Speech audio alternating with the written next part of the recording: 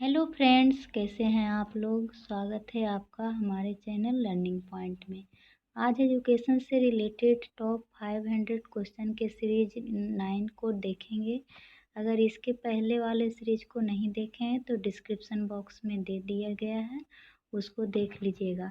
यह वीडियो मुख्य रूप से M Ed entrance, B Ed, CTET, TET को ध्यान में रख कर के बनाई गई है। अगर आप भी इससे रिलेटेड तैयारी कर रहे हैं तो यह वीडियो आपके लिए यूजफुल होगा। नहीं देखे हैं इसके पहले वाले वीडियो तो ज़रूर देख लीजिएगा एक बार। एंट्रेंस में ये बहुत यूजफुल होगा। तो चलिए चलते हैं क्वेश्चन की तरफ। क्वेश्चन नंबर 1 है, किशोरों में द्वंद्व उभरने का प्रमुख कारण है। पीढ़ियों में अंतर। ऑप्शन बी है अवसरों की प्रतिकूलता। ऑप्शन सी है निराशा तथा निस्सहायता। और ऑप्शन डी है किशोरावस्था में स्वप्न दर्शन। तो फ्रेंड्स, द्वंद्व उभरने का सबसे प्रमुख कारण है अवसरों की प्रतिकूलता। अगर किशोर में अवसर का विपरीत कोई कुछ कहेगा कि किशोर करना चाहेगा कुछ और उसके विपरीत उसके गार्जियन करना चाहेंगे, तो उसके प्रतिकूलता के कारण उसमें द्वंद्व उभर जाता है। इसलिए इसका ऑप्शन नंबर बी होगा। चलिए चलते हैं, देखेंगे नेक्स्ट क्वेश्चन। पाठचर्या है, तो पाठचर्या है ऑप्शन नंबर ए। देखें क्या कह रहा है, शिक्षण पद्धति एवं पढ़ाई जाने वाली विषय वस्तु। ऑप्शन बी है विद्यालय का संपूर्ण कार्यक्रम। ऑप्शन सी है मूल्यांकन प्रक्रिया। ऑप्शन डी है कक्षा में प्रयुक्त पाठ्य सामग्री। तो इसका हो जाएगा पाठ्यचर्या क्या है, विद्यालय का संपूर्ण कार्यक्रम है।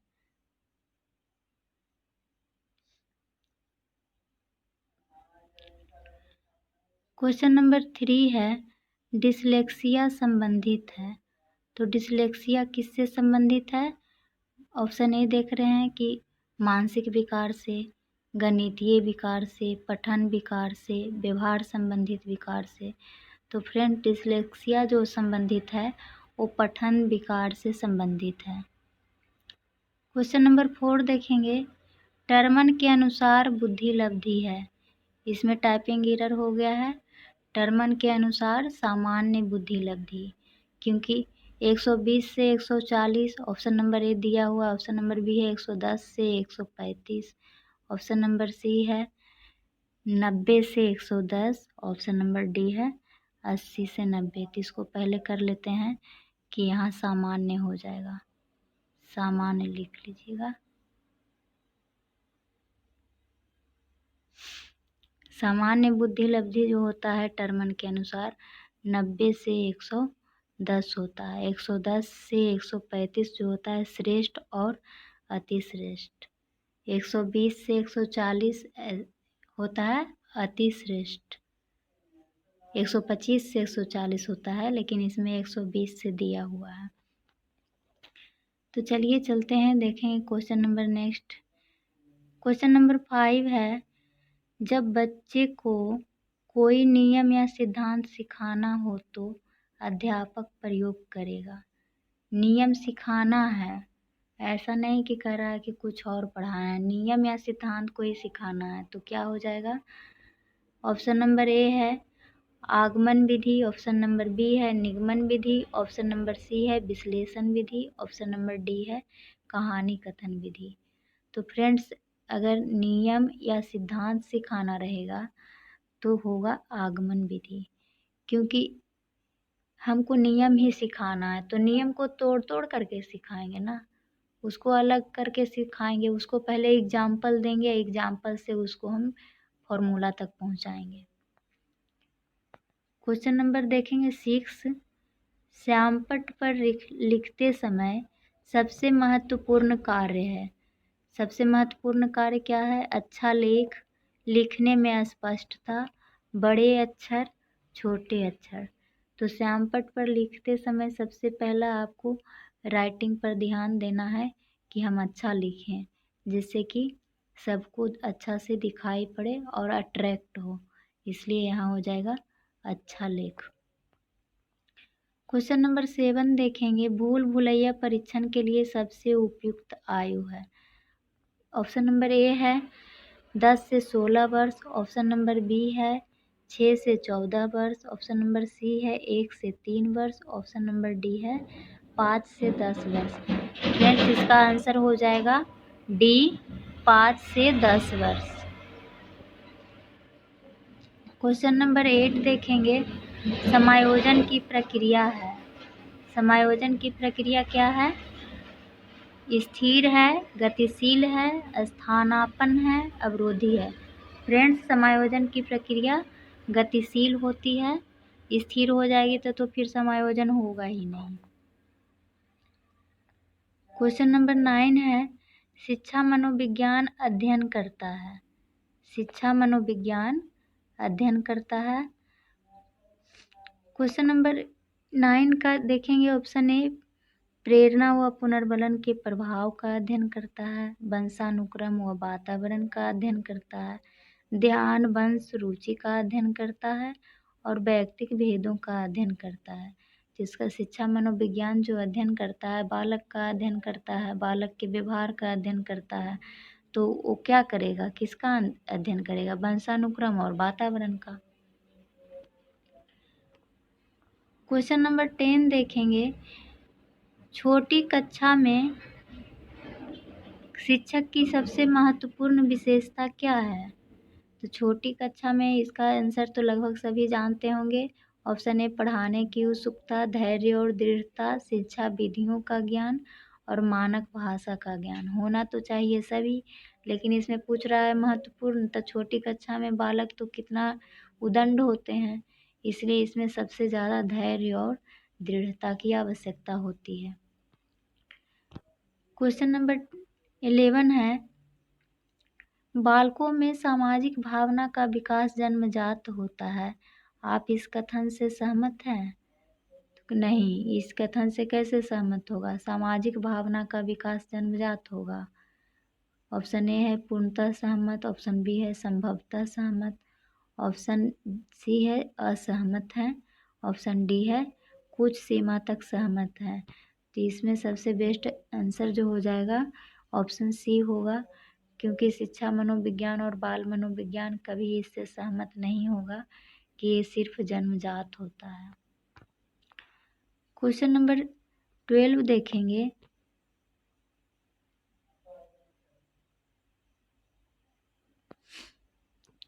छात्रों में परस्पर सहयोग की भावना विकसित करने के लिए आप इसके लाभ बनाएंगे, अन्य शिक्षकों के साथ मिलकर काम करेंगे, सहयोग की भावना की कहानी सुनाएंगे, सहयोग न करने वाले को दंडित करेंगे। तो इसका क्या हो जाएगा? अगर हम शिक्षक हैं और शिक्षक स्टूडेंट के लिए आदर्श होता है, तो अगर शिक्षक भी उस काम को मिल करके करेगा तो क्या होगा कि प्रेरित होगा स्टूडेंट कि सर तो खुद कर रहे हैं तो हमको भी करना चाहिए। इसलिए इसमें हो जाएगा ऑप्शन बी, अन्य शिक्षकों के साथ मिलकर काम करेंगे। क्वेश्चन नंबर 13 है, बच्चों की वृद्धि के अनुरूप उनकी रुचियां बहुमुखी होती है, सुदृढ़ व सीमित होती है, अनियमित दिशा में चली जाती है, पहले जैसी होती है। तो बच्चों की वृद्धि उनकी रुचियां के अनुरूप जो होता है बहुमुखी होता है। सीमित कैसे होगा? सीमित होगा तो वृद्धि कैसे होगा? अनियमित दिशा में कैसे जाएगा? पहले जैसी तो होगा नहीं, इसलिए इसका हो जाएगा option number A. Question number 14 है, शिक्षा का सबसे बड़ा उद्देश्य है कि छात्र धन कमा सके, ऑप्शन बी कह रहा है ज्ञान अर्जन कर सके, ऑप्शन सी है बेहतर जीवन जिए, ऑप्शन डी है सम्मान पा सके।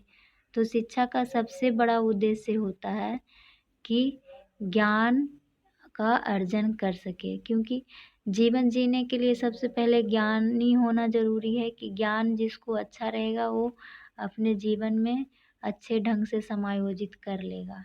इसलिए ज्ञान अर्जन करने के लिए शिक्षा का सबसे बड़ा उद्देश्य है option number B.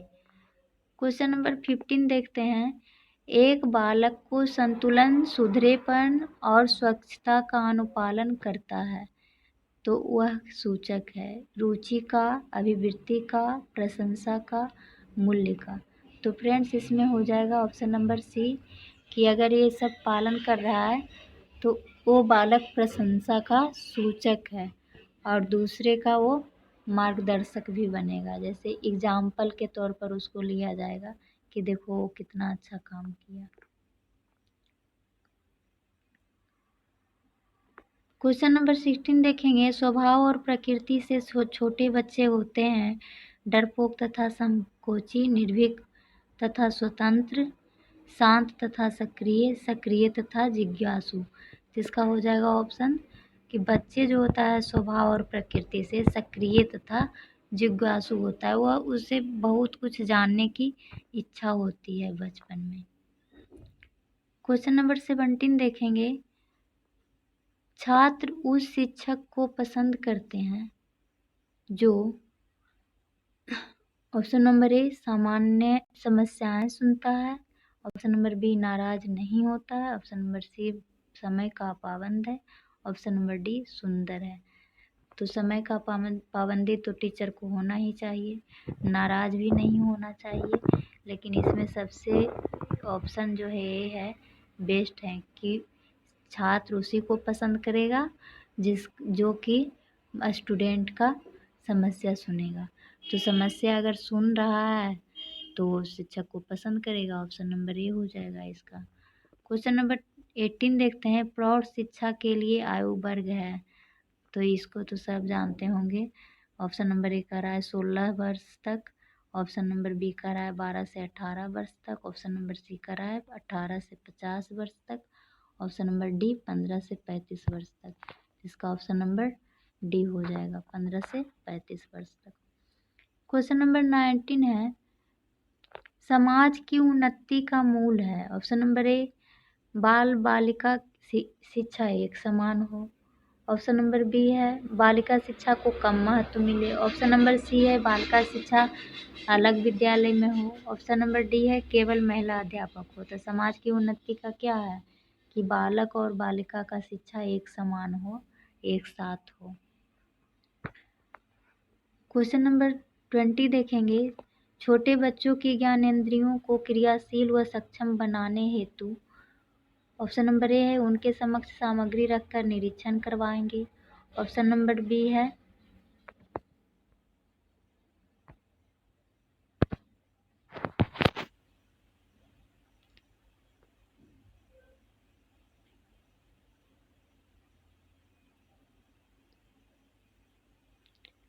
Option number B है छात्र उनके साथ विचार विमर्श करने से, ऑप्शन नंबर सी है कि पसंदीदा पुस्तक पढ़ाने से, ऑप्शन नंबर डी है समाचार पत्रिका पढ़ाने से। तो छात्रों में सामाजिक चेतना का जो विकास हो सकता है वो उनके साथ विचार विमर्श करने से।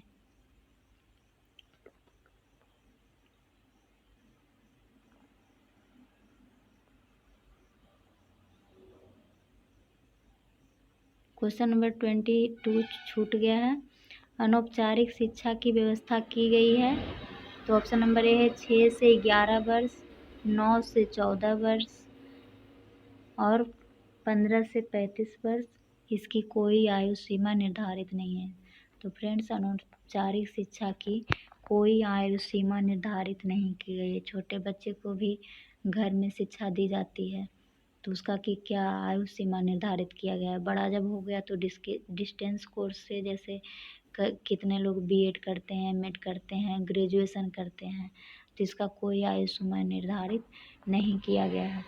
क्वेश्चन नंबर 23 हो गया। 24 देखेंगे। लंबे और कठिन शब्दों का उच्चारण करवाने के लिए आप ऑप्शन नंबर ए है ऐसे शब्द बार बार बुलवाएंगे, शब्दों को खंडों में बांट कर बुलवाएंगे, ऑप्शन नंबर सी कर रहा है मिलते जुलते उच्चारण वाले शब्द पहले बुलवाएंगे, ऑप्शन नंबर डी कर रहा है ए और बी दोनों। जिसका हो जाएगा ए और बी दोनों कि बार बार भी बुलवाएंगे और खंडों में बांट कर बुलाएंगे। अगर ये बार बार नहीं रहेगा तो खंड में बांट कर हो जाएगा इसका आंसर। क्वेश्चन नंबर 25 है। साक्षरता मिशन की देन है। साक्षरता मिशन किसकी देन है? राष्ट्रीय साक्षरता मिशन, कोठारी कमेटी की, राधाकृष्णन आयोग की, राष्ट्रीय शिक्षा नीति की, मुदालियर आयोग की। तो साक्षरता मिशन जो है राष्ट्रीय शिक्षा नीति की देन है 1986। क्वेश्चन नंबर 26 है, कोई छात्र आपके प्रश्नों के उत्तर नहीं देता तो आप उसे स्वयं बता देंगे, सहायक पुस्तक से मदद लेने को कहेंगे, अन्य बच्चों से मदद लेने को कहेंगे, उत्तर न देने का कारण जानेंगे। तो अगर प्रश्नों का उत्तर नहीं देता है तो सबसे पहले तो हम उसका कारण जानेंगे कि छात्र जो है प्रश्न का उत्तर क्यों नहीं देता है।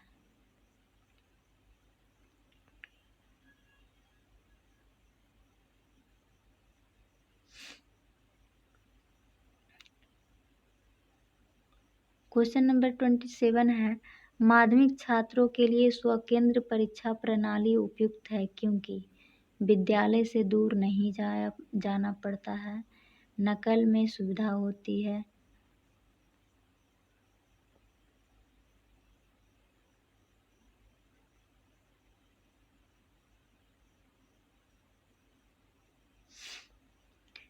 अपने केंद्र पर अनुशासित रहते हैं, दूसरे परीक्षा केंद्र पर छात्र निराश हो जाते हैं। तो माध्यमिक छात्रों के लिए स्वकेंद्र परीक्षा प्रणाली उपयुक्त है क्योंकि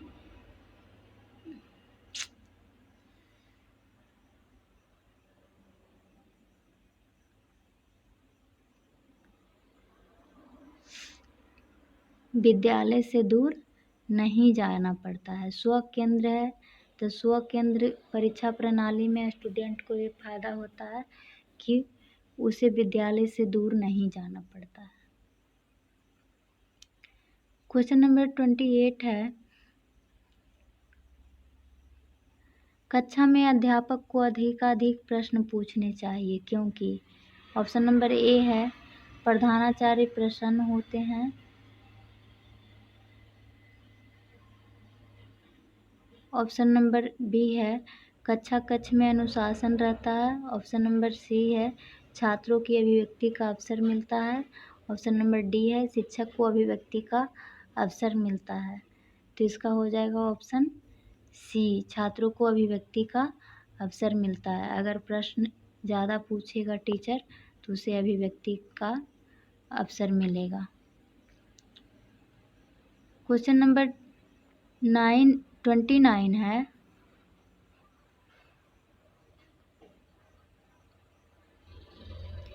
जो प्रेरक वातावरण के संपर्क में आने से विकसित होते हैं वे हैं जन्मजात प्रेरक, प्राकृतिक प्रेरक, अर्जित प्रेरक और उपरोक्त सभी।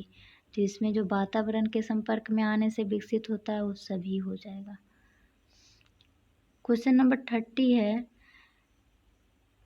व्याख्यान देते समय कोई उद्दंड छात्र बाधा उत्पन्न करता है तो उसे दंड देंगे, कक्षा से बाहर निकाल देंगे, चुप रहने के लिए कहेंगे और उसे धैर्यपूर्ण उसकी बात सुनेंगे।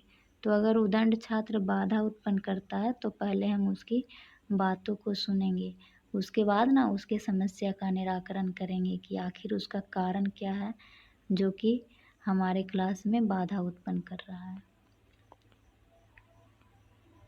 क्वेश्चन नंबर 31 है, बच्चों में व्यक्तिगत शैक्षिक विभिन्नता का प्रमुख कारण है वंशानुक्रम, वातावरण, बुद्धि का अंतर, वंशानुक्रम तथा वातावरण।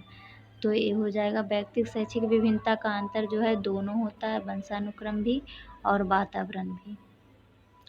क्वेश्चन नंबर 32 है, अध्यापक कक्षा में प्रवेश करते ही छोटे छोटे प्रश्न पूछता है, वह बच्चों का कौन सा परीक्षण कर रहे हैं? तो ऑप्शन नंबर ए है मौखिक परीक्षण, ऑप्शन नंबर बी है लिखित परीक्षण, ऑप्शन नंबर सी है प्रायोगिक परीक्षण, ऑप्शन नंबर डी है क्रियात्मक परीक्षण। तो अध्यापक जो है कक्षा में प्रवेश करते ही छोटा छोटा प्रश्न पूछता है तो मौखिक परीक्षण हो गया, लिखित में तो लिख करके देना होता है, प्रायोगिक में प्रैक्टिकल करना होता है और क्रियात्मक में क्रिया करना होता है। क्वेश्चन नंबर 33 देखेंगे, अध्यापक छात्रों को व्यक्तिगत विभेद किस प्रकार सर्वोत्तम ढंग से जान सकता है? निबंध लिखवाकर। ऑप्शन नंबर बी है वाद विवाद प्रतियोगिता से। ऑप्शन नंबर सी है परीक्षा परिणाम से। ऑप्शन नंबर डी है मनोवैज्ञानिक परीक्षण से। तो इसका आंसर हो जाएगा मनोवैज्ञानिक परीक्षण से। मनोवैज्ञानिक परीक्षण से व्यक्तिगत विभेद का सर्वोत्तम ढंग से ज्ञान प्राप्त कर सकता है। जैसे कि ऑब्जर्वेशन मेथड हो गया, क्लिनिकल मेथड हो गया, ये सबसे मनोवैज्ञानिक परीक्षण है और इसके द्वारा व्यक्तिगत विभेद का कारण पता कर सकता है। किस विधि में अध्ययनकर्ता बच्चों या माता पिता या अध्यापक से मिलकर विविध प्रश्न पूछता है? ऑप्शन नंबर ए है साक्षात्कार विधि। ऑप्शन नंबर बी है वैयक्तिक विधि। ऑप्शन नंबर सी है निरीक्षण विधि। ऑप्शन नंबर डी है प्रयोगात्मक विधि। तो किस विधि में अध्ययनकर्ता बच्चों के या माता पिता या अध्यापक से मिलकर प्रश्न पूछता है? तो ये जो है साक्षात्कार विधि। साक्षात्कार विधि में पूछने वाला और जो जवाब देता है वो साथ में रहता है। क्वेश्चन नंबर है 35। कंप्यूटर शिक्षा की सिफारिश किस आयोग ने की थी? तो नई शिक्षा नीति। ऑप्शन नंबर बी है Kothari committee. Option number C है बेसिक शिक्षा समिति। ऑप्शन नंबर डी है यशपाल समिति। तो कंप्यूटर शिक्षा की सिफारिश जो है नई शिक्षा नीति जो है 1986 राष्ट्रीय शिक्षा नीति उसके द्वारा किया गया था। क्वेश्चन नंबर 36 है आपका स्थानांतरण ऐसे क्षेत्र में होता है जहाँ की भाषा आप समझ नहीं सकते, तो आप क्या करेंगे? स्थानांतरण का प्रयास करेंगे, जो होगा देखा जाएगा, भाषा सीखने का प्रयास करेंगे, अधिकाधिक मौन रहेंगे। किसका हो जाएगा आंसर? स्थानांतरण का प्रयास करेंगे। ये तो यही हो गया कि समस्या से भागना, जो होगा देखा जाएगा। तो ये तो हो गया कि चलो भगवान भरोसे छोड़ दिए। भाषा सीखने का प्रयास करेंगे मतलब खुद हम एक्टिव हो रहे हैं, अपने समायोजन करने के लिए वो प्रयासरत है। तो इसका मतलब है कि यही आंसर हो जाएगा, भाषा सीखने का प्रयास करेंगे। क्वेश्चन नंबर 37 है शिक्षण कार्य में दैनिक जीवन की घटनाओं का समावेश करना क्या हुआ? छात्र प्रसन्न रहते हैं, अध्यापक को ज़्यादा परिश्रम नहीं करना पड़ता है, शिक्षण रुचिकर सरल तथा उपयोगी बनता है, कक्षा में शांति बनी रहती है। तो जो दैनिक जीवन की घटनाओं का समावेश किया जाता है तो उससे शिक्षण क्या होता है? रुचिकर होता है, सरल होता है, उपयोगी होता है, क्योंकि उसे ध्यान मग्न होकर के स्टूडेंट पढ़ते हैं। क्वेश्चन नंबर 38 है आजकल छोटे बच्चों पर पुस्तकों का बोझ अधिक होता है, इसके हानिकारक होने के संबंध में आपकी क्या राय है? छात्र प्रत्येक का अध्ययन नहीं कर सकते, अधिक भार से मानसिक विकास अवरुद्ध होता है, अध्ययन के प्रति अरुचि उत्पन्न होती है, कंधे की हड्डी पर कुप्रभाव पड़ता है। तो इसका हो जाएगा आंसर कि अधिक बोझ रहता है। तो छात्र जो है प्रत्येक का अध्ययन नहीं कर सकते। सबसे पहले तो हो गया इसका कि इस अधिक भार से जो है मानसिक विकास का अवरुद्ध हो जाता है। सभी इसमें जैसे लग रहा है कि हो ही जाएगा। अध्ययन तो प्रत्येक नहीं कर सकता है, अरुचि भी उत्पन्न होगी, लेकिन मानसिक विकास जहाँ लिखा हुआ है कि अवरुद्ध होगा तो यही हो जाएगा इसका आंसर। क्वेश्चन नंबर 39 है छात्रों में श्रम के महत्व के विकास हेतु छात्र को स्वयं श्रम करना चाहिए, भाषण देना चाहिए, शिक्षक को स्वयं श्रम करना चाहिए। तो ये नहीं होगा, भाषण देना चाहिए ये भी नहीं होगा, छात्रों को अवसर देना चाहिए।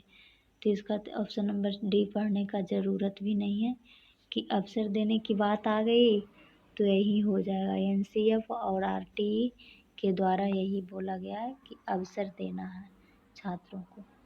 क्वेश्चन नंबर 40 है परीक्षा समीप आने पर पाठ्यक्रम पूरा न होने की दशा में अध्यापक को चाहिए कि छात्रों को स्वयं पाठ्यक्रम पूरा करने को कहेंगे, कुछ चुनिंदा प्रश्न करवा देंगे, छात्र को घर बुलाकर पाठ्यक्रम पूरा करेंगे, अतिरिक्त समय देकर पाठ्यक्रम को पूरा करेंगे।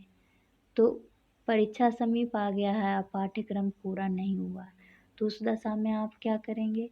स्वयं पाठ्यक्रम पूरा करने के लिए कहेंगे तो क्या होगा? स्वयं पाठ्यक्रम पूरा करने के लिए कहेंगे तो बच्चे कहाँ से कर पाएंगे, जिसके बारे में नहीं जानते हैं। उसके मार्गदर्शन तो देना होगा। चुनिंदा प्रश्न करवा देंगे तो हो गया शॉर्ट टर्म, ये भी नहीं कहेगा। घर बुलाकर पाठ्यक्रम पूरा करवाएंगे, ये तो कभी होगा नहीं। अतिरिक्त समय देकर पाठ्यक्रम पूरा करेंगे, तो इसका आंसर डी हो जाएगा। चलिए आज के लिए इतना ही। अगर मेरा वीडियो पसंद आया तो लाइक करें, सब्सक्राइब करें और शेयर करें। Thank you.